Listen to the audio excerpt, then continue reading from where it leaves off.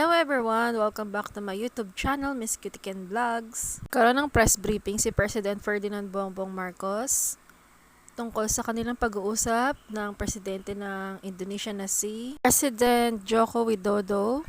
Napakaganda po ng mga sinabi ni President Ferdinand Marcos sa press briefing na ito. Good morning, sir. Good morning. Good morning.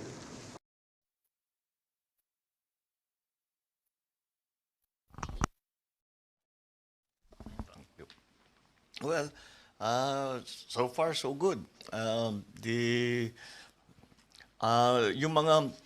things that we plan to talk about with the President of Indonesia, President Joko Widodo, lahat ng issues that we expected to be raised with us, na hindi naman issue, but the subjects that we expected to be raised, we did, pero nalampasan namin yung plano. We started talking about other things besides. So we talked about what we will plan to do in ASEAN, the ASEAN conference coming up in November, and the position that Indonesia will take, the Philippines will take in on different subjects. He raised the subject of Myanmar, and again, the part that ASEAN that we discussed. What do you think ASEAN should do? And we came up with some ideas, and I think these will all be raised in the conferences in November. The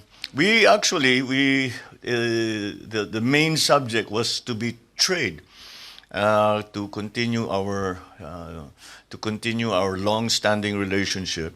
The trade between Indonesia and the Philippines increased by 50% in 21. Yun lamang, there's a trade imbalance really between Indonesia and the Philippines. So I said we should find ways to turn that around. And I brought up the subject of agriculture, again, because that is, in my mind, a very important subject that needs to be discussed. And we talked about the possibility of them supplying us with fertilizer, with urea, of Indonesia increasing its trade also for our energy, because much of our coal comes from Indonesia. And there was a time a few weeks back where they stopped export of coal. Nakiusap tayo sa kanila at sinama naman tayo dun sa listahan na bibigyan nila. Mag-export sila ng coal. So that's we talked about then the place of the renewable energies, because coal nga is not seen as the most environmentally friendly fuel. Sabi ko, how do we shift? How does Indonesia plan to shift to renewables? So yun, pinag-usapan din namin yun. But I think the most extensive subject matter was in fact PPP. Because nandito talaga tayo para i-encourage yung PPPs with the Philippine government, but not only the Philippine government. Bukod sa PPP, ay pinag-usapan namin yung mga joint venture ng mga negosyante dito. Pupunta sila sa Pilipinas, ang negosyanteng Pilipino pupunta rito sa Indonesia para makapag-joint venture, but also with the government, the PPPs with the government. We had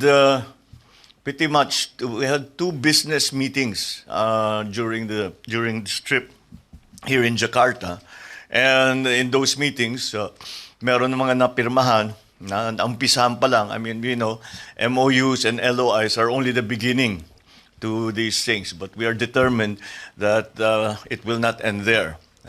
Kuminsan kasi nagpipirmahan ng MOU tapos wala na nangyari. Pipilitin namin na hindi mangyari yung ganun. Sabi ko nga, doon sa mga napirmahan na LOI at saka MOU, pag natapos natin yung kalahati dyan, malaking bagay na yan. So that's something but the talk between myself and President Widodo proceeded so quickly. Umabot na kami doon sa organization ng mga task force at the technical level, which generally you don't get to in a state visit. Usually, pag-uusapan yan, yung mga ministerial level lang muna. O mag-uusap, our group will come and talk to you. Sabi niya, wag na tayong dumaan dyan. Let's go straight already, let's get something done. Very enthusiastic naman ng mga ministers ni President Widodo na yung mga prospects dito sa atin sa Pilipinas, and marami silang nakikita mga opportunities. So we will pursue that. And so I think I would describe the trip as more productive than we had expected. And last night, suddenly he invited us to see, to go to a mall. Bago nung dinner namin, pinuntahan namin yung mall. Yung mall na pinakita sa amin, gobyernong may-ari, at saka ang produktong pinagbibili dun sa loob ng mall, lahat lokal. Lahat MSMEs. Lahat maliliit. Pagka masyado nang lumaki, hindi na sila pwede dun sa mall. Palilipat sila dun sa regular na mall. So yun ang idea nila. So sabi ko, baka pwede natin gawin sa Pilipinas. We had a very good exchange of ideas. Sabi ko naman, sa Pilipinas, ganito ginagawa namin. I was describing yung OTOP, yung one town, one product. Sabi ko, pero maliliit, so kailangan turuan. And nag-agree na naman kami. Sabi niya, oo, kailangan nating turuan yung packaging, yung market, kung ano yung hinahanap sa merkado, how do you business plan, yung mga ganong klaseng bagay. Pareho sa atin. Kaya the parallels between the Indonesian experience and the Philippine experience are very evident. So we will build on that. Ang maganda nito, Jakarta, Indonesia, long-standing 73 years na tayong mag-partner ng Indonesia. So meron talagang tayong pundasyon na maganda na we can build on to develop all of this. So last night we had dinner with some of the biggest businessmen here in Indonesia, and again all of them are very enthusiastic. Sabi nila we haven't been able to come into the Philippines properly because nung pinaplano nila, nag-pandemic, kung ano nangyari, and PPPs weren't really being encouraged in the previous years. So sabi ko, nagbago na yan. So come to the Philippines. So they all committed naman to... Many of them are already actually involved in the Philippines. So sabi niya, palalakihin nila yung kanilang involvement, gusto nila mag-expand. But yung translation from the Jakarta experience to the Philippine experience, madali lang eh. Hindi mo masyadong kailangan baguhin. Siyempre, ibabagay natin sa Pilipinas, but again, the experience, we are so close in many ways, geographically, ethnically, culturally. So madali talaga ang interaction namin. So I think that's why it went very well, and that we were as productive, and we advanced the talks very, very quickly. So that's I think that considering we were here for a day and a half, working for a day and a half, marami rin tayong nagawa. At yung meron tayong nagawa na hindi natin ini-expect na mangyayari. Wala sa schedule, hindi sabi natin, we are not going to talk about, wala kaming planong pag-usapan to, pero napunta ang usapan doon.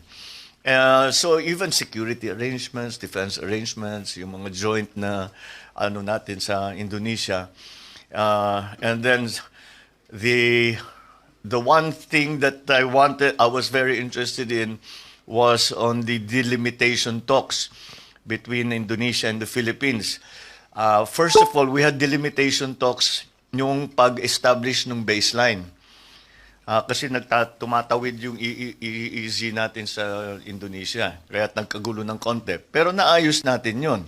So sinasabi ko, yan ang parang template para doon sa delimitation talk sa continental shelf that we are undergoing now.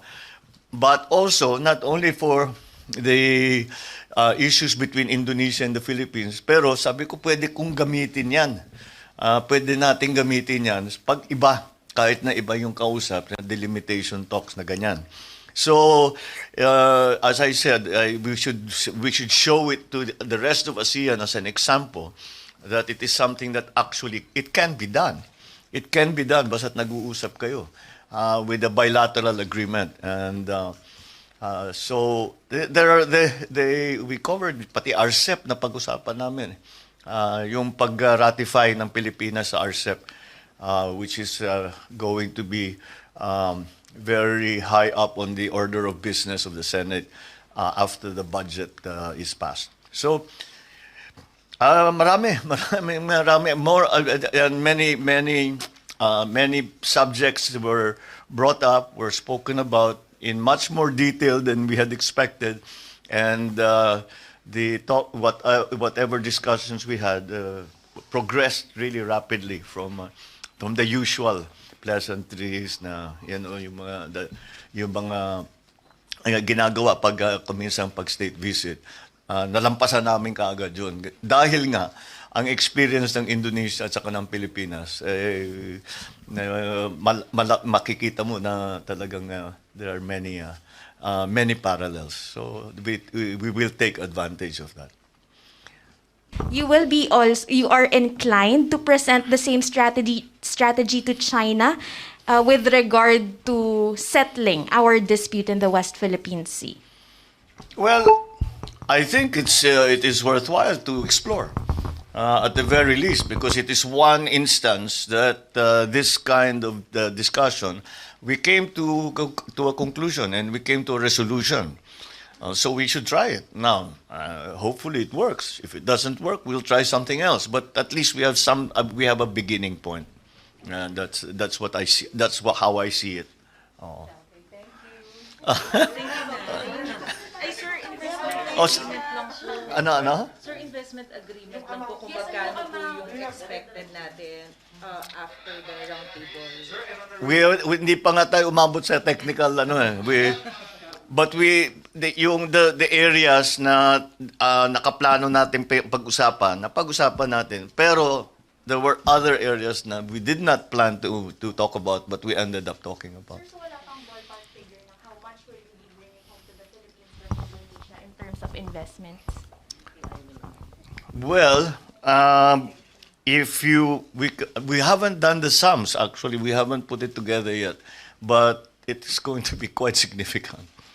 Yeah. Are there going to be immediate benefits to the Filipinos? Ito pong mga nasarang deals, or at least those agreements that have already been signed? Some are expansions to what are already the operations that are already ongoing. So mararamdaman ka agad yun. The others are quite long term. Can you tell us some of those that can be felt immediately, Mr. President? Well, some of them, especially sa manufacturing, sa transport, palagay ko kaagad yan, meron na tayong magagawa. Pati yung tulong nila sa energy, that is going to be immediate. Yung sa pag-import natin sa kanila, pagbili natin sa kanila ng agricultural commodities, pati nagpatulong ako sa fisheries kasi obsessed ako dito sa Pilipinas, nag-import ng galunggong. Hindi ko talaga matanggap yan. So so I asked for help because matibay ang fisheries nila. So sabi ko, we can exchange delegations. That I think we can. Those are the things, especially in the agricultural sector, are going to happen in the very short term. All right, sige, salamat. Thank you. Maraming salamat po sa bansang Indonesia sa mainit na pagsalubong sa aming Pangulo na si President Ferdinand Marcos Jr. Nawa po ay maging matibay pa ang relasyon ng ating bansa para sa ikaunlad po ng bansang Indonesia at ng bansang Pilipinas. Salamat po.